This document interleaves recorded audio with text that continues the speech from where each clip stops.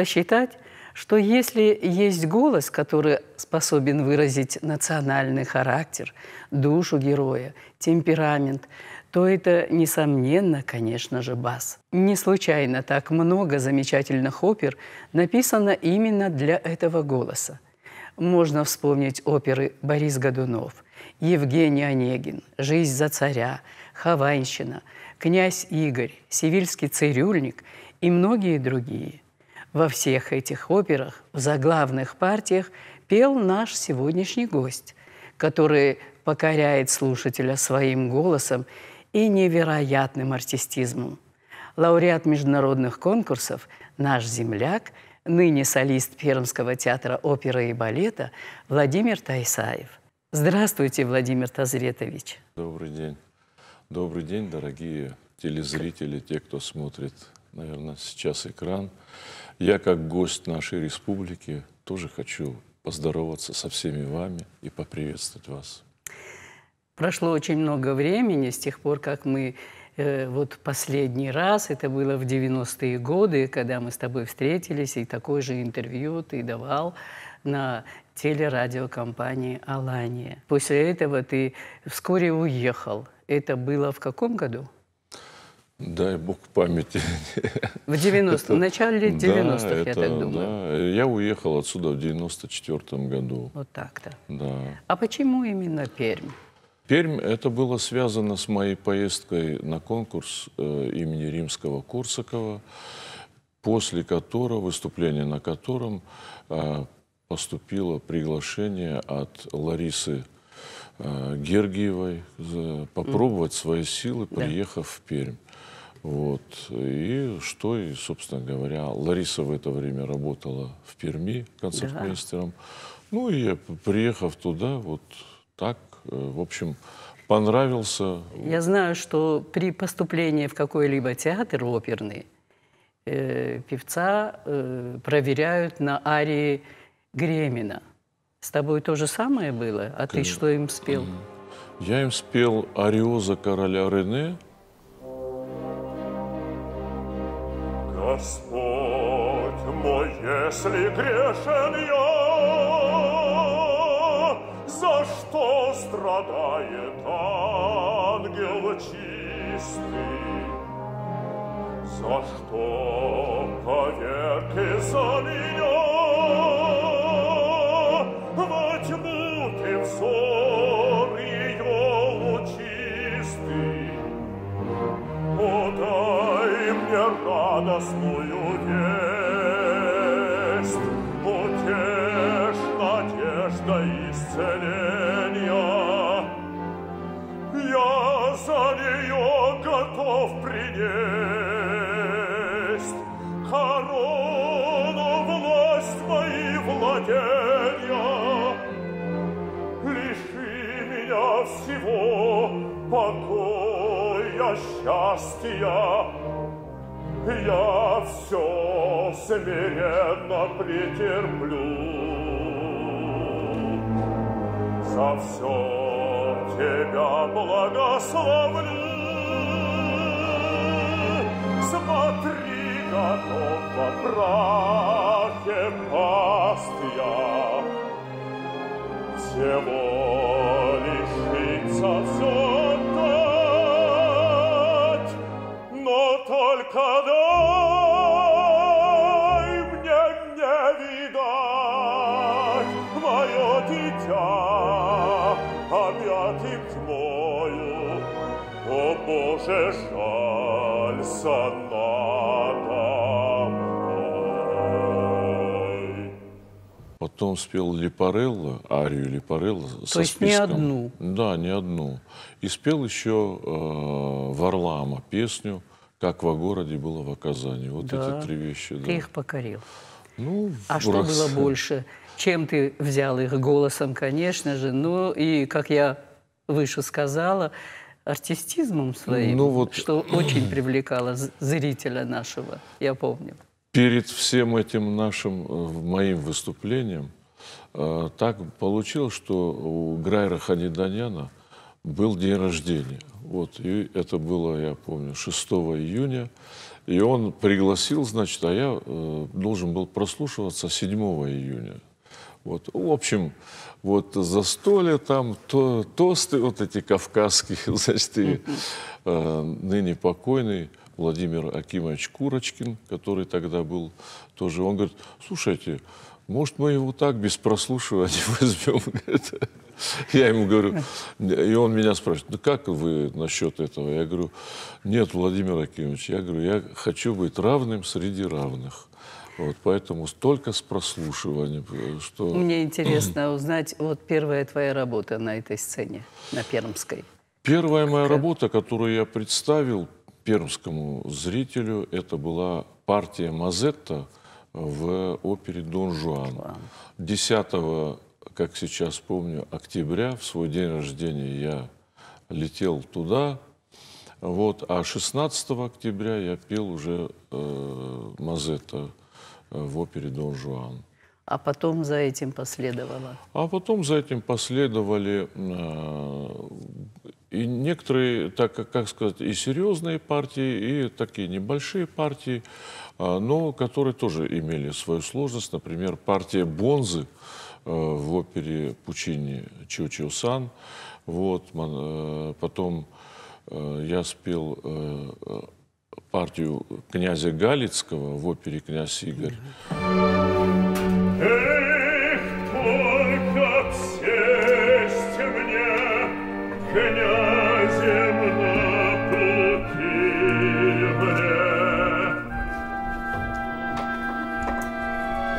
И я зажил бы на славу.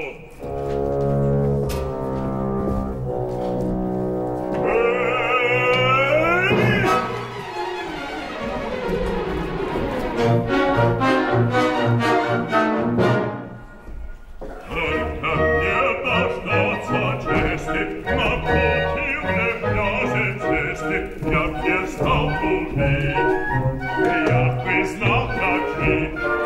Днем за бранными столами, за веселыми пирами, я б судил ряды, все дела вершил.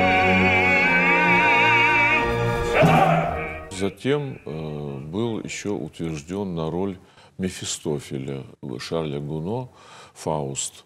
Ну, это заглавная партия, вот, и, в общем, которую и спел.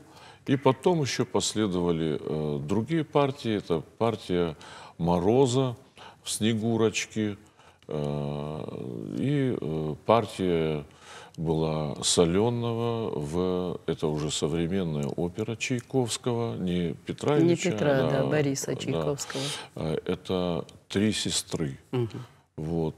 Ну, партия Абимелеха, Самсон и Далила. Вот, Володя, сенсация. а вот конкуренция была у тебя там в этом театре? Ну, конечно, Там есть, конечно. Есть и была, сегодня да, там. да, и Во там. сколько басов там? Ведь это очень редкий голос, и все мечтают Да, заиметь да, очень такой голос, да еще с артистическими способностями. Не, ну я бы так сказал, что партии басового репертуара, они более типичны для русских опер. И басу там отводится, конечно... Хотя Верди Ну, у да, него очень много опер, в которых занят бас. Да, Причем нет, заглавные они партии. они почти есть у всех композиторов, потому что это бас, это не просто одно название, а это линия, музыкальная линия, вот, в определенной, значит, стилистике музыкальной. Володь, ну, одно дело, ты поешь в опере, в театре. Но у тебя помимо сценических таких работ, у тебя еще гастрольные были, наверное, поездки. У тебя как часто ты выезжал и выезжаешь? И где, в каких местах ты был? Моя первая гастрольная поездка, это была поездка в Испанию. Это было уже сразу, вот я приехал. Это, кстати, первая гастроль была, зарубежная гастроль Пермского театра оперы и балета. И вот я тогда на фестиваль «Отон», вот, режиссер Густаво Томбасио, он ставил оперу «Соломея». А дальше последовали, вот у нас были гастроли в Швейцарию, в Германию, это с нашего театра, вот, в Ирландию. И потом еще я ездил уже сам в Болгарию, а потом уже... Ну, это на конкурсы, наверное, да? Да.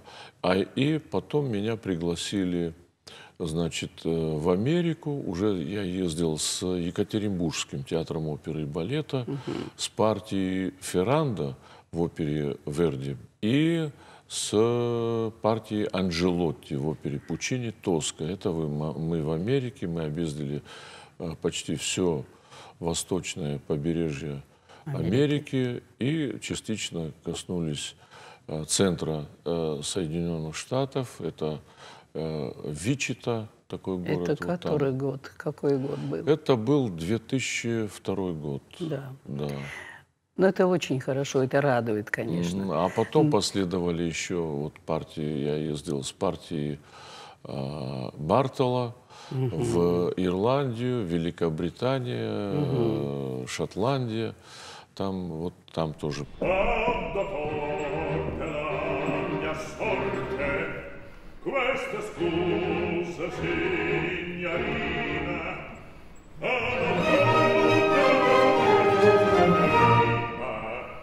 Vi consiglio mia carina un po' meno postural, meglio. Vi consiglio mia carina un po' meglio di postural, sì. Vi consiglio mia carina un po' meglio di postural. Con la mia sorte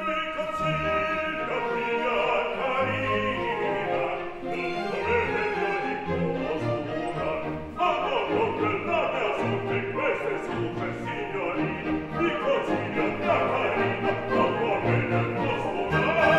Зритель какой там вообще?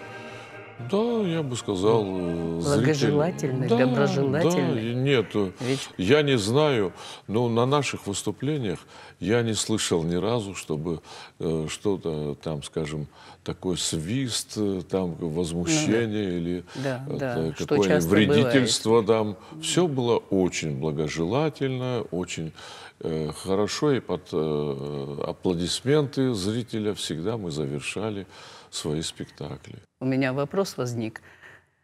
За рубеж, по России ты ездишь с концертами, гастроли, а к нам, на малую родину свою, ты не думаешь приезжать? Нет, с удовольствием бы приехал, но пока вот я имею в виду каких-то предложений, не поступает? Скажем, отсюда, да, не поступало, да, поэтому вот. А желание имеется? Ну, конечно, я выступал же здесь в юношеской библиотеке как-то целую такую программу. В один из своих приездов, что ли?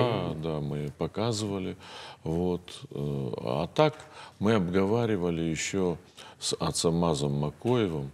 Ну, там вот этот затянувшийся ремонт в филармонии, там еще что-то. В общем, у нас все это осталось на уровне договоренности, что вот и так и не состоялось.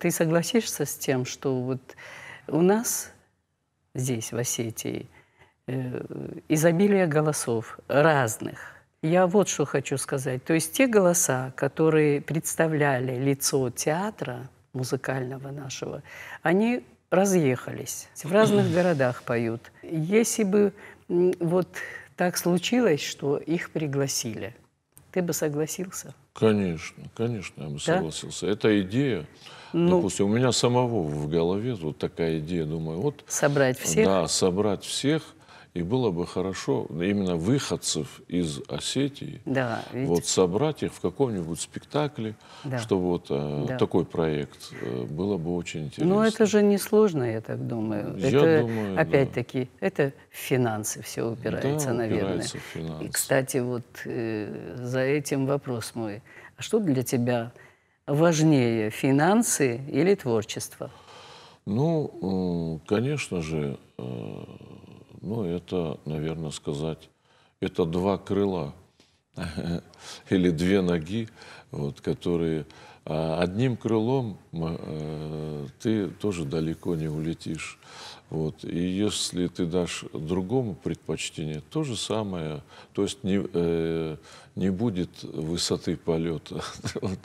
Поэтому это два крыла, которые одно поощряет другое. Вот. И я думаю, что не учитывать ни то, ни другое нельзя.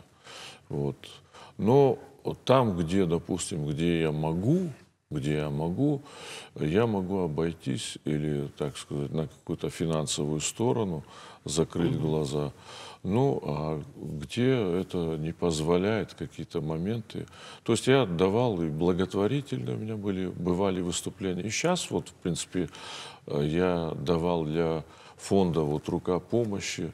Вот сколько-то концертов у меня было. Я просто, будучи находясь здесь, без всякой особой, вот что с их стороны, там, финансовой, что оплатите мне концерт или там, никогда я об этом особо... Ну, если, я думаю, и они тоже, в свою очередь, если они могут в состоянии делать, ну, то они оплатят. Если нет, ну, что поделаешь. Володя, зная то, что Теодор Курентис не один год работал в Перми, и как раз на то время, когда ты работаешь там, у тебя с ним были спектакли? И вообще вот сама работа с ним какая была у тебя? И какие взаимоотношения, в смысле по работе, были? Мне очень интересно это услышать. Ну, я хочу сказать, что, во-первых, Теодор, сразу могу, что сразу, чем он меня впечатлил. Вот, он впечатлил меня тем, что он художник. Вот я имею в виду, каждый человек творческий, вот, он должен быть художником, и он должен быть вот, как бы принципиальным в каких-то моментах. Вот. И Теодор, вот для него, вот, знаете, вот как в музыке, бывали у нас такие случаи, что ну, там, скажем, продюсерскими какими-то центрами к нам обязательно в его проектах приходили певцы, ну, так сказать, таких мировых уровней. Но если ему нравился, вот, и это было, несомненно, выступление, допустим, того человека, который шел во втором составе, вот, и если это было лучше, то Теодор ставил его в первый состав. То есть, ну, это право любого художественного руководителя и дирижера. Ну да, но некоторые как-то подчиняются, говорят, ну да, ну вот мне прислали этого человека, он первый. А Теодор, он в этом плане, и для него, вот тоже, опять же, что очень приятно, музыка для него... Главнее всего. Да, главнее всего. Ну, это настоящий, как ты говоришь, художник. Да. Кстати, о художнике. Я помню, музыкой ты начал заниматься не с самого детства. До этого было педагогическое училище, отделение художественное. Да, ты художник еще ко всему. Ну да, это моя первая профессия и та профессия, которую я как бы себя готовил, который шел, мечтал. Вот, и я должен сказать, что я, ну, вроде бы и учился тоже неплохо по специальности. А ты вот возвращаешься иногда, пишешь что-нибудь? Ну, так, это бывает, для себя. Да, для себя, любительские, но так, чтобы вот сказать, вот, допустим, за масло я давно не брался, вот, и палитра моя пока что, вот, так сказать, все пока происходит стараешься это осуществить в своей голове, где-то в образах. Которые, да. Вот я только хотела тебе подсказать. Это тебе помогает создание образа Несомненно, в операх и да. вообще в музыке, в романсах. Вообще во всем. Ну, конечно, конечно. А вот к музыке ты как пришел? Все-таки интересно мне. Ну, к пению. Скорее всего, эта музыка всегда, она шла рядом. Вот, она шла рядом со мной, вот постоянно, вот как это сказать, ангел музыки, он летел рядом со мной. Рядом с тобой. Вот и только вот, и тоже, вот, знаете, я всегда вспоминаю... И как хорошо, что этот ангел тебя не покинул. Как здорово. Слова Пушкина в драме «Каменный гость», когда там устами одного из персонажей, он говорит, одной любви музыка уступает, но и любовь – мелодия. И вот действительно, да, и там первое, значит, из наслаждений высших одной любви музыка уступает, ну и любовь – мелодия. И да, вот да. вспоминаешь, вот, конечно, музыка – это… Вот я часто, бывает, когда я смотрю, скажем, архитектурные ансамбли или еще что-то, я сразу пытаюсь, вот смотрю, и если есть музыка, значит, есть ансамбль. Да. Если музыки нету, вот как бы это само по себе строение не было гениальным, но оно нарушает музыку. Вот, допустим, вот если вот идут дома, да, и вдруг раз возникает какой, ну так, это происходит, и всегда думаешь, ну как мог художник, да. если он архитектор, взять и поставить вот это здание, которое может само по себе ведь любая улица, вот возьмем наш город, любая улица, она с музыкой. Конечно, вот, конечно. Вот возьмем проспект. Да, смотри, да. сколько там музыки в нашем да, проспекте. И там появляются местами фальшивые ноты. Абсолютно верно. Которые совершенно называются не из той оперы. Да, вот. Совершенно верно. Володя, а вот есть понятие в голосе и не в голосе. У тебя вот, бывали случаи, когда ты вот говоришь, что я сегодня не в голосе, работать не могу? О, бывали, конечно. Бывали?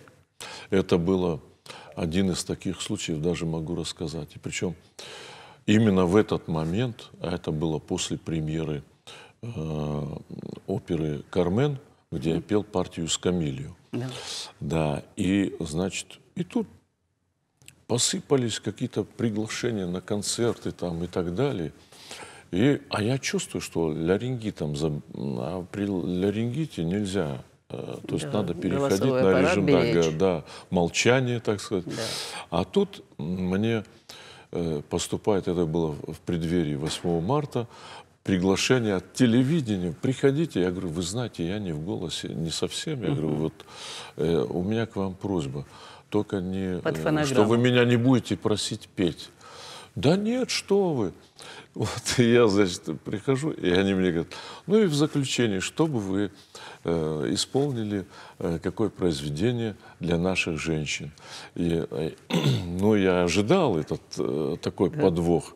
Я говорю, ну и в заключение, я говорю, я хочу обратиться ко всем женщинам от лица всех мужчин со словами Роберта Рождественского в его произведении Арно Бабаджаняна «Благодарю тебя». И, значит, ну, говорит, спойте.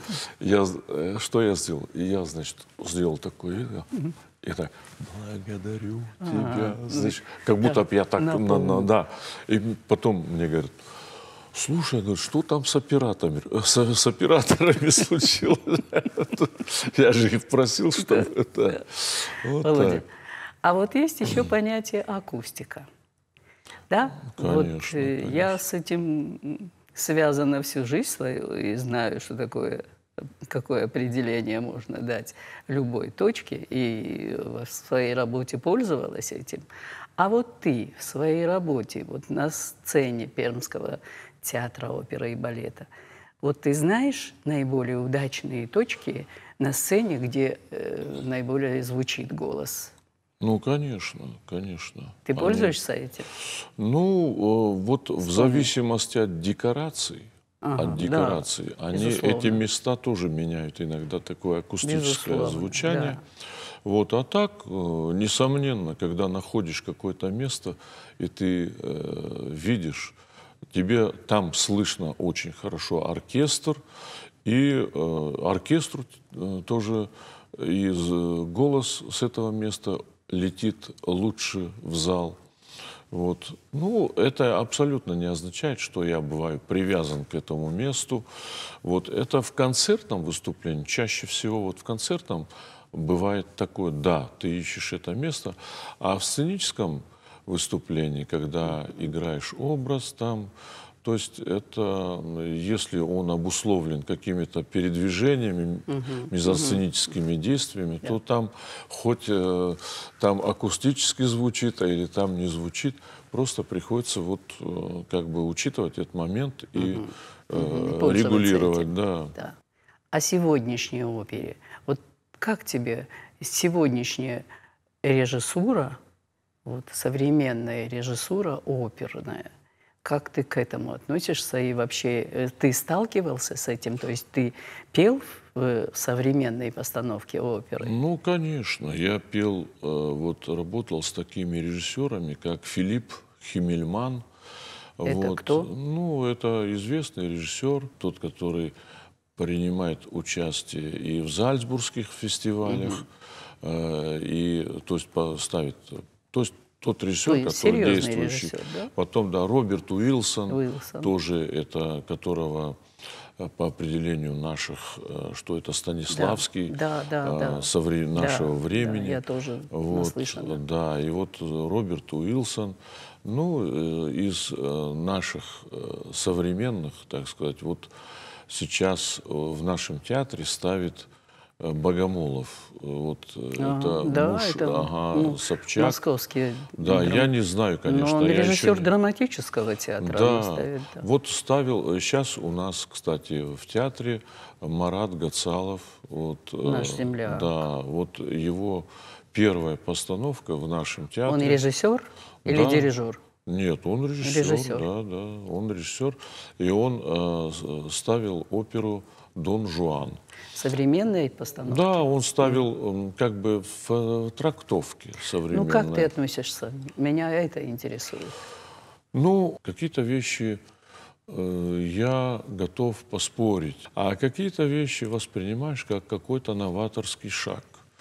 Вот, скажем, меня вот Роберт Уилсон, когда ставил «Травиату», там у нас были, вот мы выходим, да, ну, и там, значит, какие-то были вот как бы вот ужимки, ну, я имею в виду, а текст там звучит другой. И, то есть символика, скажем, и основной Как? его принцип... Текст либретто звучит другой? Я не поняла. Нет, текст, я имею в виду, поведение у нас может какое-то, а персонаж вот делает вот другие движения.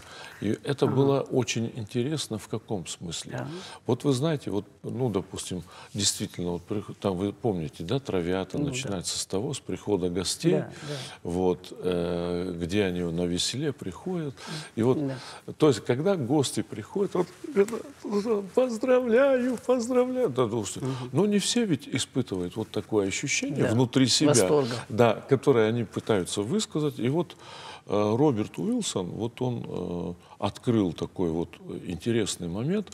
И когда человек говорит, допустим, уйди отсюда, вот, допустим, если в объяснении девушка и парня, и она ему говорит, но это не означает, что уйди отсюда вообще. Да. То есть вот как таковое. Ну да. И вот эту борьбу, вот скажем, внутреннего чувства и действий, которые, вот и борьбу разума и чувств, вот у Роберта Уилсона. Умело это Да, я сочетает. нашел, да, вот этот подход очень интересный был.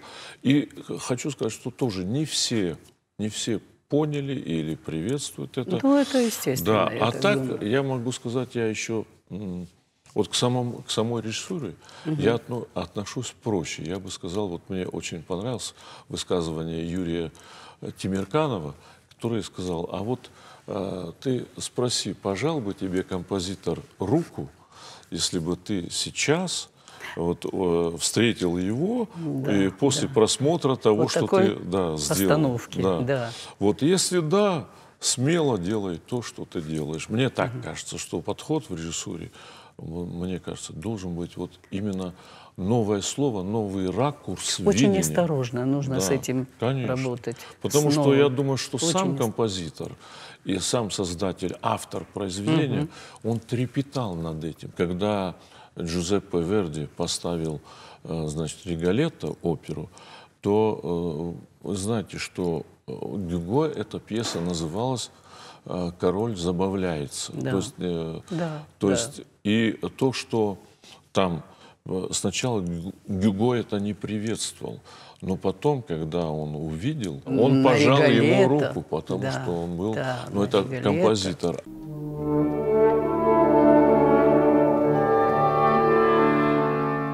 Наверное, если выходит певец, и он исполняет замысел композиторский, привносит, оживляет персонаж, по сути дела, мы певцы, мы вот в этот образ, условный образ, мы материализуем его. Да. Мы заставляем его, вот как мы оживляем его. То есть мы его, мы даем ему свое тело для того, чтобы вот оживить образ. Ежегодно проводится Шаляпинский фестиваль. Тебе это, конечно же, известно. Ты ни разу не участвовал в этом почему фестивале? же участвовал? Во многих фестивалях участвовал. Вот один из фестивалей, вот этих шаляпинских, он проводился в Кисловодске домом-музеем Шаляпина. Там есть такой. Приглашался я. Даже медаль губернатора Ставропольского края, там и грамота есть. Вот, имею за участие вот в этих фестивалях. Камерное исполнение, я так понимаю. А я потом еще приглашался я в Уфу, это столица Башкортостана, вот, тоже на фестиваль, где Шаляпин выступал, там тоже, вот, я участвовал там в постановке Георгия Исаакяна «Князь Игорь». Вот. И, тоже в общем, в концертном варианте? Нет, это было уже, это в сценическом варианте, где я пел партию Галицкого. Вот. И дирижировал этим спектаклем Александр Анисимов, тоже народный артист Республики Беларусь. Володя, я знаю, что супруга твоя, она пианистка, то есть концертмейстер. Конечно, без ее помощи Конечно, это 50% твоего успеха зависит все-таки от Фатимы, от твоей супруги. Да, я бы сказал, это тоже другой. Она вместе с тобой в театре работает, да? Да, это другой ангел, который летит, с другой стороны и говорит мне, где какие ошибки или там и так далее. Конечно, это очень много значит. И радуется успехам. И вот это, несомненно, это так. У тебя 2 детей. 3. 3? Да, еще старший у меня Давид. Да. Ага, он... Вот они пошли, кто-нибудь из них пошел по твоим стопам? Да, Давид, вот он работал в музыкальном театре нашем, пел в хоре. Он вначале учился, он играл на валторне, вот, но потом вот перетянуло его увлечение, да, он пошел на вокальное. И, у него какой голос? У него баритон, очень, да, по отзывам еще, я сам послушал, хорошие у него данные. Но потом что-то увлекся журналистикой, вот, я его отговаривал от этого все, давай, я говорю, что, решил так вот. А другие? А другие, дочка у меня учится в Академии Маймонида, играет на скрипке, вот, а сын учится сейчас в Екатеринбурге, это музыкальная школа «Десятилетка», она, вот, которую заканчивая, он заканчивает ее как выпускник колледжа музыкального, он играет на трубе. То есть они все музыканты? Да, все пошли трое по детей этим, твоих да, по музыке пошли.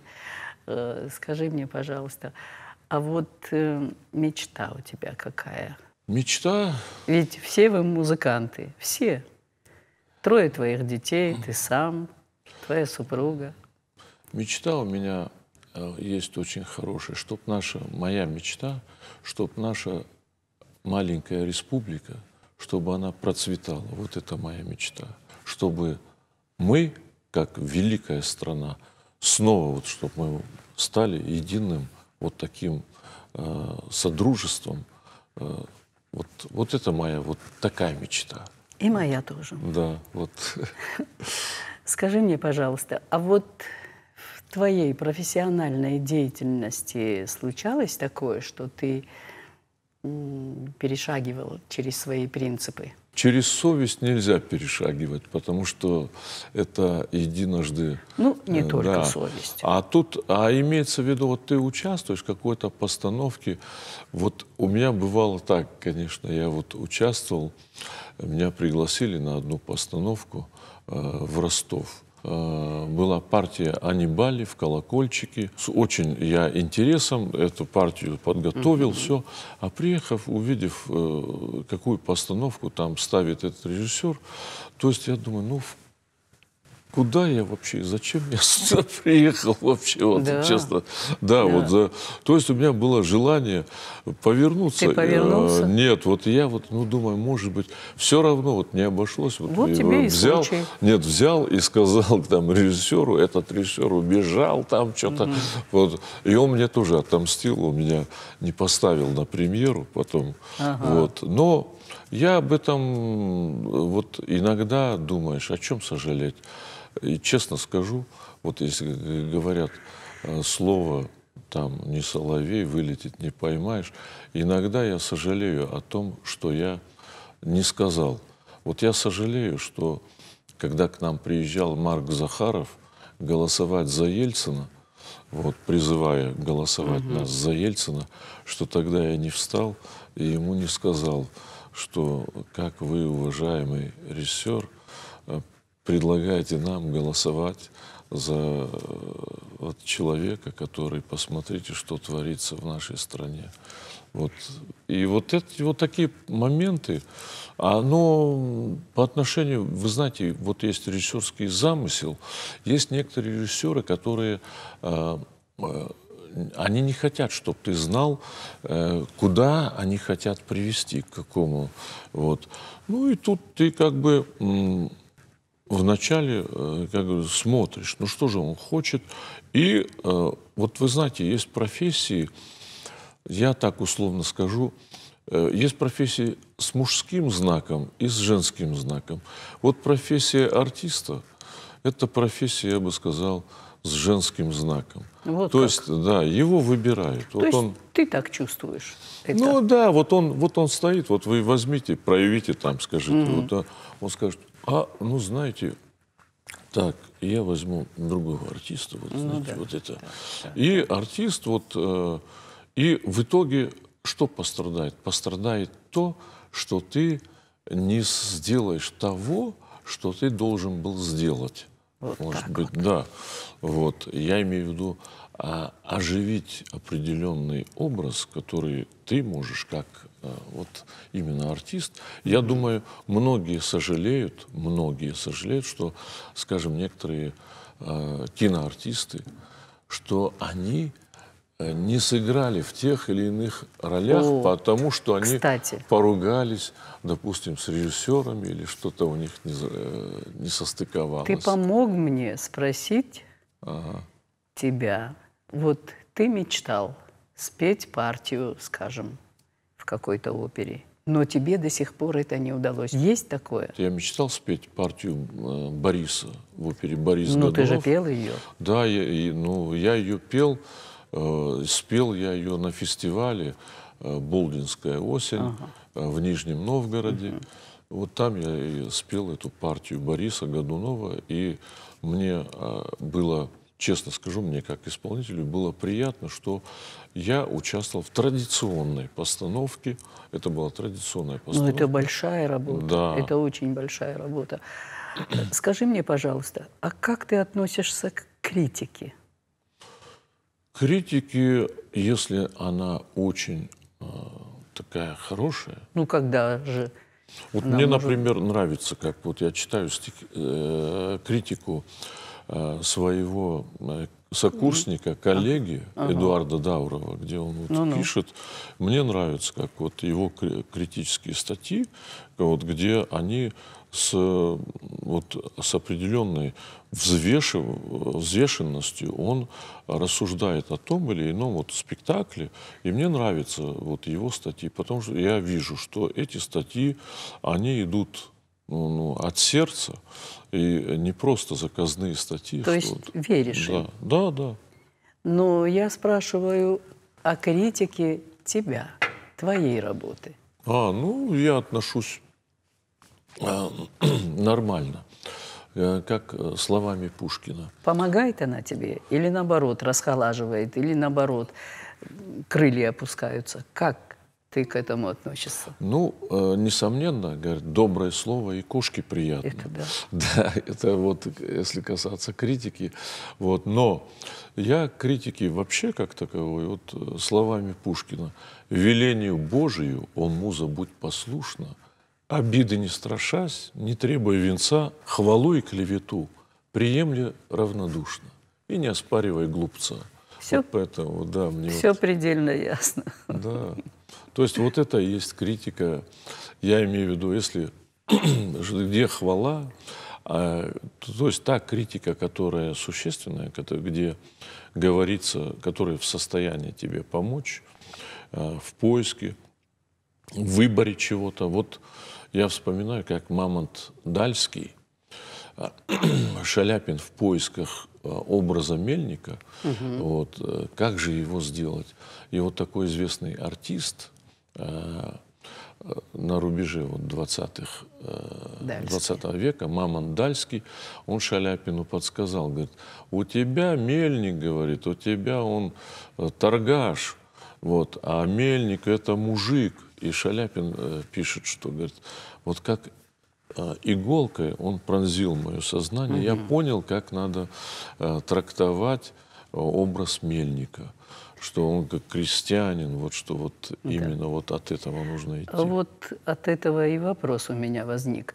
А у тебя вот на твоем творческом жизненном пути был такой совет, который тебе помог? Ты последовал этому совету, и он помог тебе то ли в творчестве, то ли в твоей жизни. Ты можешь какой-нибудь такой совет вспомнить? И чей он был? Нет, ну, конечно. Вот мы когда работали, покойный режиссер вот, Шкаровский, вот, он, скажем, я работал над образом князя в оперетте «Граф Люксембург». Да. И Шкаровский говорил, вы знаете, вот он говорил, давал совет, потому что я играл князя, такого аристократа. Да. И он мне говорил, вот аристократ, он подсказал, что вот аристократ, он даже идя вот в туалет, он себя несет на блюдечке. Вот, значит, и вот это была такая подсказка, которая вот, мне позволила где-то уже, это ключ был к роли, вот, который подсказал, как относиться. Ну и там можно множество таких подсказок, где такие действенные подсказки. Вот. А вот есть такое, о чем ты жалеешь, скажем, то ли в своем творчестве, вот поступок твой, может быть, в работе, на сцене, в жизни, какой-то твой поступок, о котором ты можешь сегодня жалеть? Ну, я думаю... Ты сразу не можешь вспомнить. Да, я думаю, да, особо вот где-то таких, что вот серьезно вот на сцене, вот и о чем я жалею. Вот. Ну, бывали какие-то мои, может, слова, которые, может быть, бывали рисковато, звучали. Ну, я тоже не жалею за это. которые, может, мне абсолютно, потому что это жизнь. Что тут? Вот. Володя, я тебя уже доняла своими вопросами. Вот на последний вопрос мой можешь ответить? С удовольствием. Опиши мне свой характер несколькими словами, скажем, 4, 5.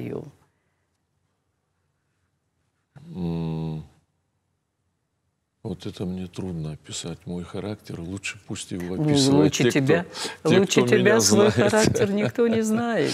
И потому мне очень интересно, как ты. Ну, я бы не сказал, что я такой жесткий человек, но в каких-то ситуациях я могу быть жестким. Вот. То есть, ну, наверное, как-то я даже немножко думаю, что... Какой ты семьянин в таком случае? Я тебе помогу. Тоже пусть скажут те, мои с кем дети, ты живешь. да, моя жена, вот это. А друг ты какой? Тоже мои друзья пусть скажут, а я сам себя не буду хлопать. Ну, ты бить в сам, грудь. вот каждый человек, он для себя делает определение. Не, я дорожу дружбой, потому что дружба, я говорил, дружба, вот вы знаете, это огонек, который зарождается. И вот когда и тебе, чтобы ветер не загасил этот огонь, надо поставить ладошку. И когда ты видишь, что с другой стороны эту ладошку не ставит, вот, и огонек начинает Колыхаться. И потом ты через какое-то время, ну, как не ставит, ну, может быть, вот, и ты тоже отпускаешь это, ну, значит, не нужно этому человеку, чтобы он не дорожит этими отношениями. Вот. Оно там, где я вижу, что если я очень дорожу вообще своими друзьями, и мне вообще кажется, что дружба — это как и любовь. Это одна из разновидностей любви. Это дар небес, дар богов человеку. И умение дружить. И это тоже очень хороший дар. И я счастлив, действительно счастлив, что у меня много хороших, замечательных друзей. Володя, спасибо за то, что ты нашел время посетить нашу студию, ответить на вопросы. И спасибо тебе за искренность ответов. Спасибо, Зоя. И удачи тебе, успехов в твоем творчестве. Спасибо, спасибо, мои дорогие. этого Спасибо, желаем. спасибо, Зоя. Спасибо всем, кто смотрит меня. Я всех вас, дорогие мои соотечественники, всех я вас люблю. И всегда, всегда ношу в своем сердце любовь к своей родине Осетии. О, радость! Я знал, я чувствовал заранее, что мне лишь суждено совершить столь славный подвиг.